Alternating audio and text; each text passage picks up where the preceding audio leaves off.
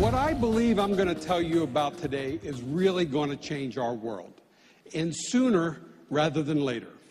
For years, the use of hydrogen gas to power automobiles has been seen by many smart people as a foolish quest.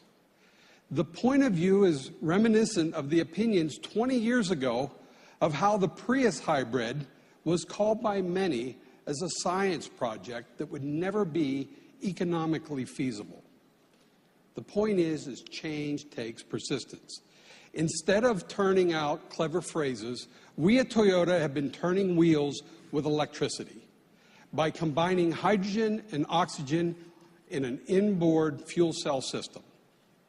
Hydrogen, as we know, works beautifully with oxygen to create water and electricity and absolutely nothing more. Hydrogen is plentiful and there are many ways to produce it, and many of those are sustainable.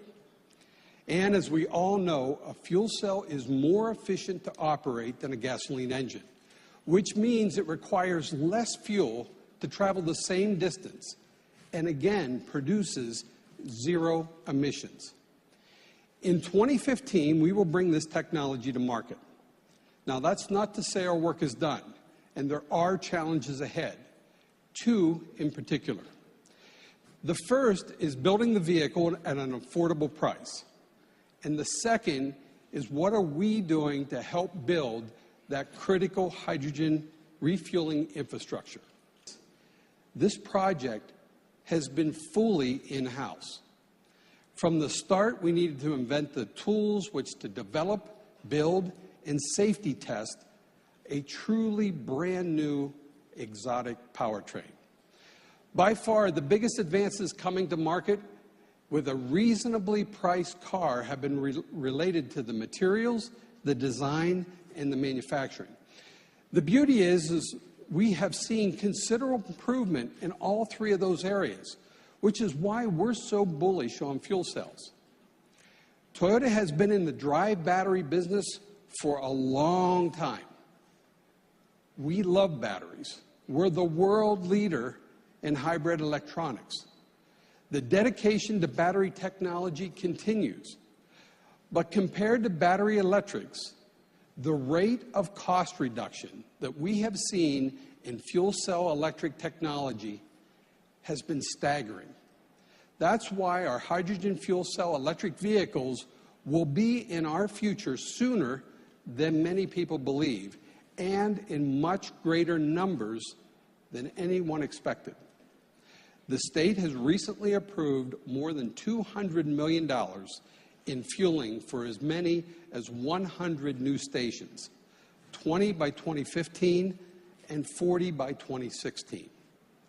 Now, those numbers may sound small, but one thing we believe is that the issue for the infrastructure isn't about how many there are, but rather location, location, and location.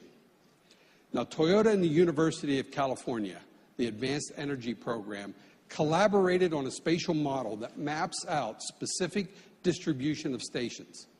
The locations considered a variety of data, including hybrid and electric ownership patterns, traffic patterns, population density, and so on. The model was based on the assumption that owners would want to reach a refueling station within 6 minutes of their home or work. What this model produced was an initial cluster map that identified only 68 station sites in the San Francisco Bay Area, Silicon Valley, Los Angeles, Orange, and San Diego counties. Now, if implemented, this system could handle a fuel cell population conservatively estimated at about 10,000 vehicles. And the study went further. By using this model, if every vehicle in the state of California ran on hydrogen, we could meet refueling logistics with only 15% of the nearly 10,000 gas stations that are currently operating in the state. We don't need a station on every corner. It's not about how many. It's about their location.